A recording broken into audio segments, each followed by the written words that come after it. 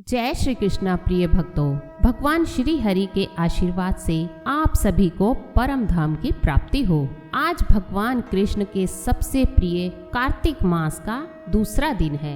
आज की इस वीडियो में आज आप सुनेंगे कार्तिक मास महात्म्य के पहले और दूसरे अध्याय की कथा और उम्मीद करती हूँ कि आप सभी इन कथाओं को बड़े ही प्रेम पूर्वक और ध्यान से सुनेंगे। मैं सिमरू माता शारदा, बैठे जीवा आए, कार्तिक मास की कथा जो सुने वह हर्षाए।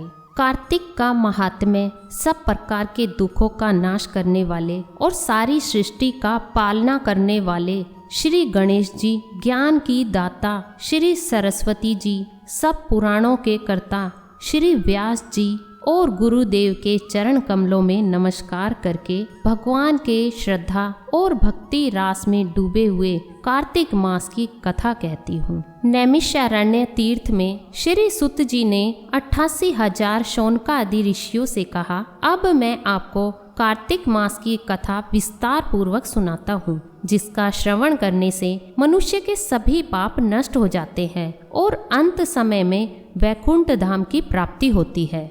सुत जी ने कहा, श्री कृष्ण जी से अनुमति लेकर देवर्षि नारद के चले जाने के पश्चात सत्यभामा प्रसन्न होकर भगवान कृष्ण से बोली, हे प्रभु, मैं धन्य हुई, मेरा जन्म सफल हुआ। मुझ जैसी त्रिलोक्य सुंदरी के जन्मदाता भी धन्य है, जो आपकी 16,000 स्त्रियों के बीच में आपकी परम प्यारी पत्नी बनी। मैंने आपके साथ नारद जी को वह कल्प वृक्ष आदि पुरुष विधि पूर्वक दान में दिया, परंतु वही कल्प वृक्ष मेरे घर लहराया करता है। यह बात मृत्यु लोक में किसी स्त्री को ज्ञात नहीं है।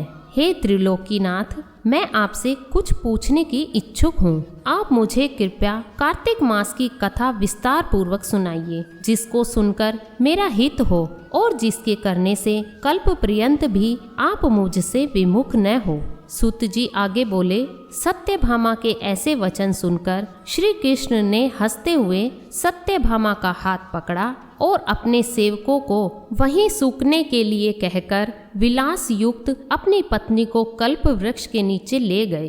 फिर हंसकर बोले, हे प्रिय, 16,000 रानियों में से तुम मुझे प्राणों के समान प्यारी हो। तुम्हारे लिए मैंने इंद्र एवं देवताओं से विरोध किया था। हे कांते, जो बात तुमने मुझसे पूछी है उसे सुनो। एक दिन मैंने तुम्हारी इच्छा पूर्ति के लिए गरुड़ पर सवार होकर इंद्रलोक जाकर कल्प वृक्ष मांगा। इंद्र द्वारा मना किए जाने पर इंद्र एवं गरुड़ में घोर संग्राम हुआ और गोलोक में भी गरुड़ जी ने गौओं से युद्ध किया। गरुड़ की चोंच की चोट से उनके कान एवं पूंछ कटकर गिरने लगे, जिससे 3 वस्तुएं उत्पन्न हुई। कान से तंबाकू, पूंछ से गोभी और रक्त से मेहंदी बनी। इन तीनों का प्रयोग करने वाले को मोक्ष नहीं मिलता। तब गौ ने भी क्रोधित होकर गरुड़ पर वार किया, जिससे उनके 3 पंख टूटकर गिर गए। उनके पहले पंख से नीलकंठ, दूसरे से मोर और तीसरे से चकवा चकवी उत्पन्न हुए। हे प्रिय, इन तीनों का दर्शन करने मात्र से ही शुभ फल प्राप्त हो जाते हैं। यह सुनकर सत्यभामा ने कहा, हे प्रभु, कृपया मुझे मेरे पूर्व जन्मों के विषय में बताइए कि मैंने पूर्व जन्म में कौन कौन से दान, व्रत व जप नहीं किए हैं। मेरा स्वभाव कैसा था, मेरे जन्मदाता कौन थे और मुझे मृत्यु लोक में जन्म क्यों लेना पड़ा। मैंने ऐसा कौन सा पुण्य कर्म किया था जिससे मैं आपकी अर्धांगिनी बनी। श्री कृष्ण ने कहा, हे प्रिय, अब मैं तुम्हारे द्वारा पूर्व जन्म में किए गए पुण्य कर्मों को विस्तार पूर्वक कहता हूँ, उसे सुनो। पूर्व समय में सतयुग के अंत में मायापुरी में अत्रि गोत्र में वेद वेदांत का ज्ञाता देव शर्मा नामक एक ब्राह्मण निवास करता था। वह प्रतिदिन अतिथियों की सेवा, हवन और सूर्य भगवान का पूजन किया करता था। वह सूर्य के समान तेजस्वी था। वृद्धावस्था में उसे गुणवती नामक कन्या की प्राप्ति हुई। उस पुत्रहीन ब्राह्मण ने अपनी कन्या का विवाह अपने ही चंद्र नामक शिष्य के साथ कर दिया। वह चंद्र को अपने पुत्र के समान मानता था और चंद्र भी उसे अपने पिता की भांति सम्मान देता था। एक दिन वे दोनों कुश व समिधा लेने के लिए जंगल में गए। जब वे हिमालय की तलहटी में भ्रमण कर रहे थे तब उन्हें एक राक्षस आता हुआ दिखाई दिया। उस राक्षस को देखकर भय के कारण उनके अंग शिथिल हो गए और वे वहां से भागने में भी असमर्थ हो गए। तब उस काल के समान राक्षस ने उन दोनों को मार डाला। चूंकि वे धर्मात्मा थे इसलिए मेरे पार्षद उन्हें मेरे वैकुंठ धाम में मेरे पास ले आए। उन दोनों द्वारा आजीवन सूर्य भगवान की पूजा किए जाने के कारण मैं दोनों पर अति प्रसन्न हुआ। गणेश जी, शिव जी, सूर्य व देवी इन सब की पूजा करने वाले मनुष्य को स्वर्ग की प्राप्ति होती है। मैं एक होता हुआ भी काल और कर्मों के भेद से 5 प्रकार का होता हूँ। जैसे एक देवदत्त, पिता, भ्राता आदि नामों से पुकारा जाता है। जब वे दोनों विमान पर आरूढ़ होकर सूर्य के समान तेजस्वी, रूपवान, चंदन की माला धारण किए हुए मेरे भवन में आए तो वे दिव्य भोगों को भोगने लगे। इस प्रकार कार्तिक मास महात्म्य पहला अध्याय समाप्त हुआ। भगवान श्री कृष्ण आगे बोले, हे प्रिय, जब गुणवती को राक्षस द्वारा अपने पति और पिता के मारे जाने का समाचार मिला तो वह विलाप करने लगी। हा नाथ, हा पिता, मुझको त्याग कर तुम कहाँ चले गए? मैं अकेली स्त्री तुम्हारे बिना अब क्या करूं? अब मेरे भोजन, वस्त्र आदि की व्यवस्था कौन करेगा? घर में प्रेम पूर्वक मेरा पालन पोषण कौन करेगा? मैं कुछ भी नहीं कर सकती। मुझ विधवा की कौन रक्षा करेगा? मैं कहाँ जाऊं? मेरे पास तो अब कोई ठिकाना भी नहीं रहा। इस प्रकार विलाप करते हुए गुणवती चक्कर खाकर धरती पर गिर पड़ी और बेहोश हो गई। बहुत देर बाद जब उसे होश आया तो वह पहले की ही भांति करुण विलाप करते हुए शोक सागर में डूब गई।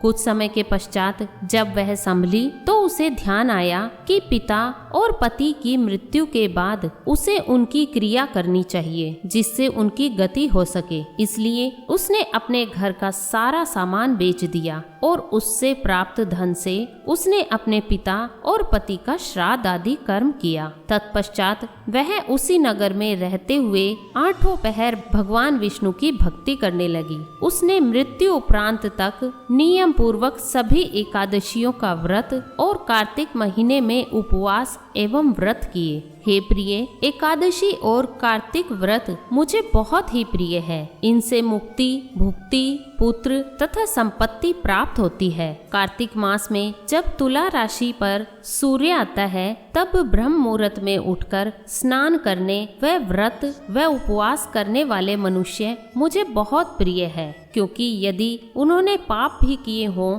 तो भी स्नान व व्रत के प्रभाव से उन्हें मोक्ष प्राप्त हो जाता है। कार्तिक में स्नान, जागरण, दीपदान तथा तुलसी के पौधे की रक्षा करने वाले मनुष्य साक्षात भगवान विष्णु के समान है। कार्तिक मास में मंदिर में झाड़ू लगाने वाले, स्वास्तिक बनाने वाले तथा भगवान विष्णु की पूजा करने वाले मनुष्य जन्म मरण के चक्कर से छुटकारा पा जाते हैं। यह सुनकर गुणवती भी प्रतिवर्ष श्रद्धा पूर्वक कार्तिक का व्रत और भगवान विष्णु की पूजा करने लगी। हे प्रिय, एक बार उसे ज्वर हो गया और वह बहुत कमजोर भी हो गई। फिर भी वह किसी प्रकार गंगा स्नान के लिए चली गई। गंगा तक तो वह पहुंच गई, परंतु शीत के कारण वह पूरी तरह से कांप रही थी। इस कारण वह शिथिल हो गई। तब मेरे दूत उसे मेरे धाम ले आए। तत्पश्चात ब्रह्मा आदि देवताओं की प्रार्थना पर जब मैंने कृष्ण का अवतार लिया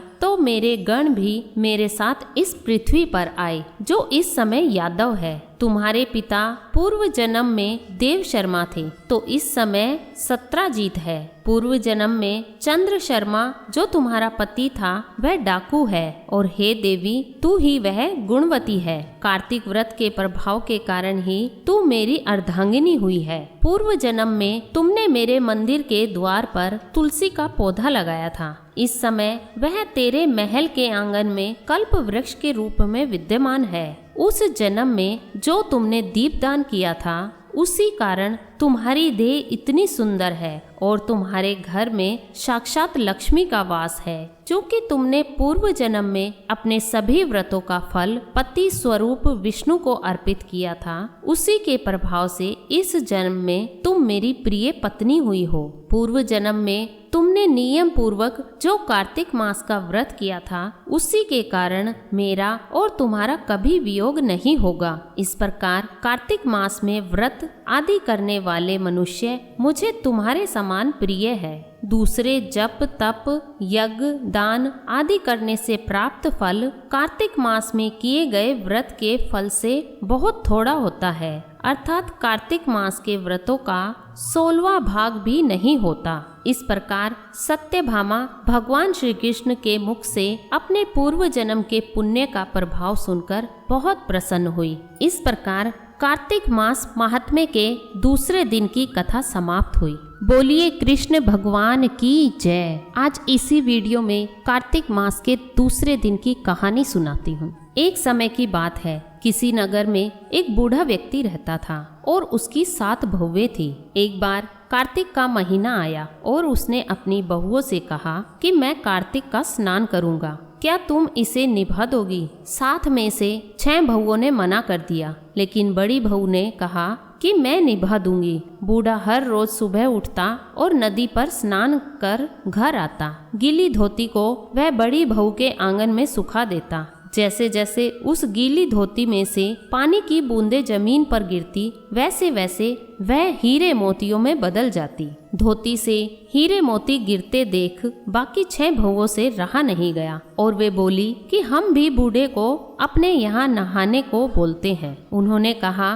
कि पिताजी, आप कल से हमारे यहाँ कार्तिक नहा लेना। बूढ़े ने कहा कि ठीक है, मुझे तो नहाना ही है, मैं तुम्हारे यहाँ नहा लूंगा। बूढ़ा सुबह सवेरे स्नान करके आया और धोती उसने दूसरी बहू के आंगन में सुखाने के लिए डाल दी, लेकिन यहाँ हीरे मोती की बजाय कीचड़ टपकने लगा। बहुओं ने यह देखा तो कहा कि आप हमारे यहाँ पाप का स्नान कर रहे हो, इसलिए यहाँ से जाओ और बड़ी बहू के यहाँ ही स्नान करो। बूढ़ा वापस बड़ी बहू के यहाँ आया और कार्तिक का स्नान करने लगा। स्नान करके उसने फिर धोती सुखाई तो फिर से हीरे मोती गिरने लगे। अब कार्तिक का महीना समाप्त होने को था। बूढ़ा चिंता में पड़ गया तो बड़ी बहू ने इसका कारण पूछा। उसने कहा कि कार्तिक स्नान समाप्त होने को है और मेरा मन है कि मैं सारे परिवार को एक दिन खाने का न्योता दूं। बड़ी बहू ने कहा कि पिताजी, इसमें चिंता की क्या बात है, आप सभी को बुला ले,